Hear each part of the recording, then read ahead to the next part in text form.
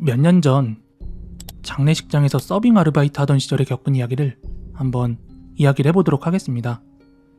먼저 제가 일했던 곳은 전국 체인으로 운영되는 꽤 유명한 장례 회사였는데, 우리 동네 지점에서 일한 적 있는 애들이 거기 양아치들 많이 알바하는데 뭐 이렇게 얘기를 했었습니다. 하지만 모집도 자주 하고 또 우리 집에서 가까워서 거기에 지원해서 일을 시작하게 됐습니다. 정말 그 사람들이 전직 양아치, 건달인지는 몰라도 확실히 성격이 드세고 또 기질이 센 사람들이 많았습니다. 일을 그만두는 사람들이 항상 인간관계 때문은 아니겠지만 일단 저는 신경이 둔한 편인데도 불구하고 1년 만에 그만두게 되었죠. 그리고 바로 그 1년 사이에 딱 한 번 기묘한 일을 겪은 적이 있었습니다. 겨울의 장례식장은 고인이 많아서 바쁜 편이었습니다.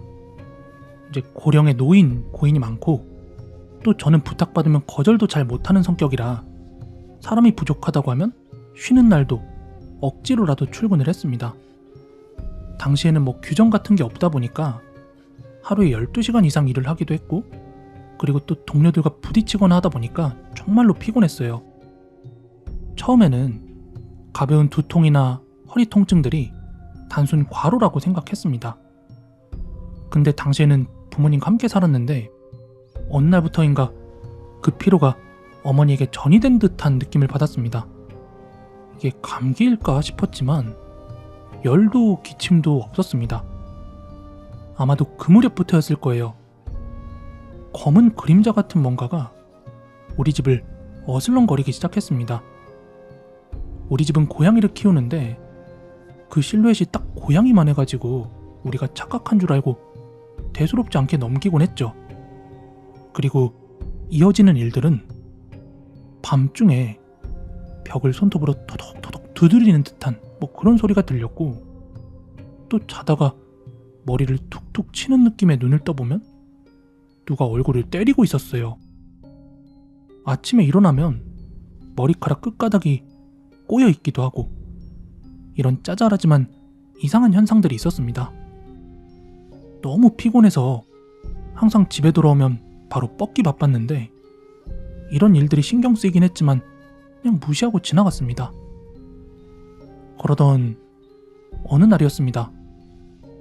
어느 한 고인분의 마지막을 배웅하기 위해서 멀리서 한 스님이 장례식장에 찾아오셨어요. 그런데 이 처음 보는 스님이 갑자기 저를 보더니 몸 전체를 막 쓱 쓰다듬더니 잔소리를 늘어놓기 시작하는 겁니다. 힘들면 일을 거절할 줄도 알아야지. 막 그런 말을 하시면서 갑자기 훈계 모드로 들어가는 겁니다. 스님이 살짝 화난 듯한 표정으로 말을 하더라고요. 요즘 계속 몸이 피곤하죠? 망자들을 집까지 데려가니까 쉬지를 못하는 겁니다.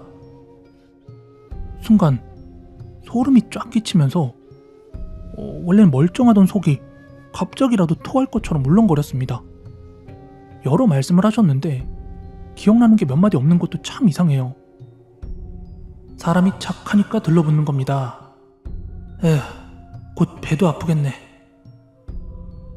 실제로 그때 설사 중이었습니다. 이때 저는 아무 감정도 없었는데 턱 끝으로 뚝뚝 떨어지는 물방울의 감각이 느껴졌습니다. 알고 보니 눈물이 흐르고 있었어요. 울고 있다는 자각이 전혀 없었습니다. 그러더니 스님께서 본인 손목에 있던 염주를 빼서 그걸 저한테 주시더라고요. 그리고는 오늘 집 돌아가면 본인 생각만 하면서 푹 쉬라고 하셨습니다. 정말 그날은 너무나 지쳤던 날이긴 했어요. 아무튼 집에 돌아왔을 때는 평소보다 유독 몸이 무거웠고 갑자기 팔팔 열이 나기 시작하더니 심지어 움직일 수도 없을 정도라서 생전 처음으로 119에 전화를 걸었어요. 체온은 40도까지 올라갔고 체온계를 몇 번이나 교체해가면서 다시 체온을 쟀습니다. 하여 곧바로 입원해서 수액을 꽂고는 기절하듯 잠이 들었어요. 눈을 떴을 때는 이른 아침이었습니다.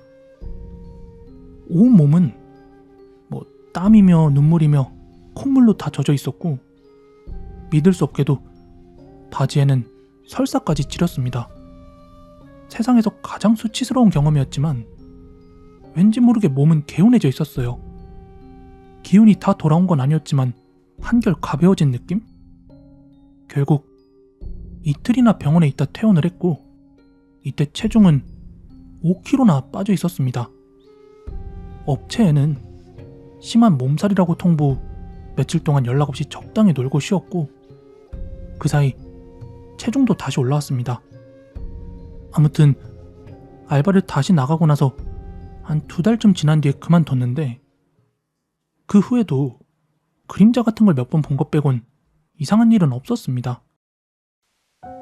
이 장례식장에서 일하던 당시에는 어머니조차 저한테 "너 이상한 거 들여오지 마" 이렇게 말하곤 했었는데, 이게 어머니한테도 영향을 끼친 건지 어머니가 일하시는 식당에서도 몇 번 이상한 경험을 했었대요. 마감 청소하는데 문 앞에 서서 누군가가 밥국을 하듯 멍하니 서 있다던지, 또 식당 구석자리에 누가 앉아있는 실루엣이 보여서 딱 고개를 돌리면 어느샌가 쓱 사라진다던지. 근데 제가 그만둔 뒤로 어머니께서도 그런 일들은 점점 잦아들었다고 합니다. 우리 집 근처에는 언제부터 방치된 건지 모를 한 3층짜리 폐가가 하나 있었습니다. 원래 평소에는 소리 하나 나지 않는 아주 조용한 집이었지만 단 한 가지 이상한 점이 있었어요. 그게 뭐냐면, 비가 오는 날이면 도로 쪽을 향한 3층 창문에 어떤 긴 머리 여자가 바깥을 내다보고 있다는 것이었어요. 여자는 전혀 움직이지 않고 그저 창밖을 묵묵히 내다보고 있었습니다. 맑은 날에는 한 번도 모습을 드러낸 적이 없었습니다. 뭐지? 왜 하필이면 비 오는 날에만 나타나는 거야? 어릴 때의 저는 그게 너무 무서워서 비 오는 날에는 될 수 있으면 그 집을 쳐다보지 않으려고 항상 애를 쓰고 다녔습니다. 그리고 중학생이 되었을 무렵 이 이야기가 같은 반 친구들 사이에서 화제가 되었습니다. "야, 너네 그 건물 비 올 때만 누가 나타나는 거 알고 있어?" 근데 맑은 날엔 절대 안 나타나더라." "그럼 우리 다음 비 오는 날에 한번 다 같이 가볼래?"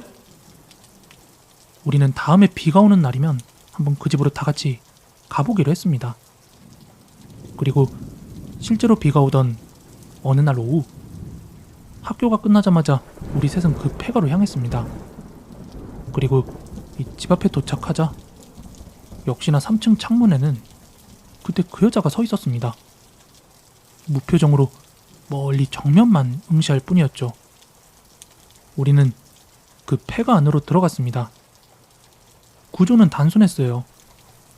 입구를 들어가면 바로 정면에 계단이 나왔고 3층까지는 금세 도착을 했습니다. 그리고 그 방 안에 들어서자 창문을 바라보고 있는 그 여자의 뒷모습이 보였습니다. 그런데 어딘가 모르게 이질감이 느껴지는 자세랄까? 분명 부동 자세 치고도 하나도 움직임이 없어요. 전혀 떨림조차 없어요.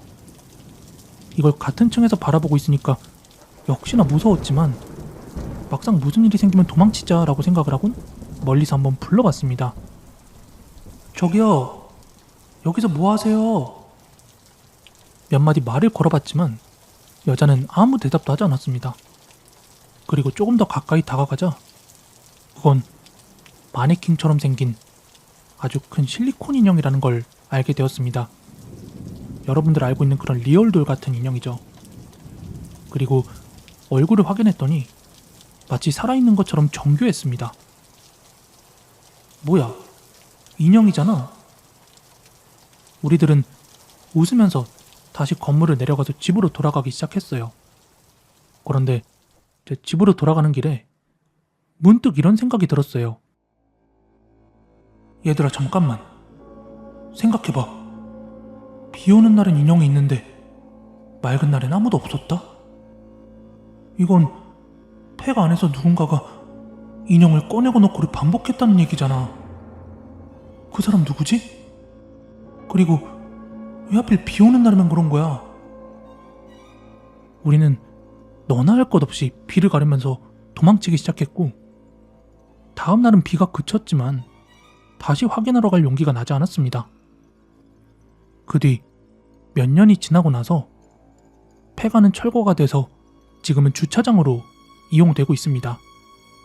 모든 건 미스테리로 남은 채 사라졌고요. 어른들에게 물어봐도 애초에 그 버려진 폐건물 따위에는 관심이 없어서 그런지 아무것도 모르시더라고요. 그러다 단 한 번 그 주차장에 세워진 차 한 대 안에 여자 인형이 앉아있는 걸 본 적이 있습니다. 그건 대체 뭐였을까요? 그날 이후로는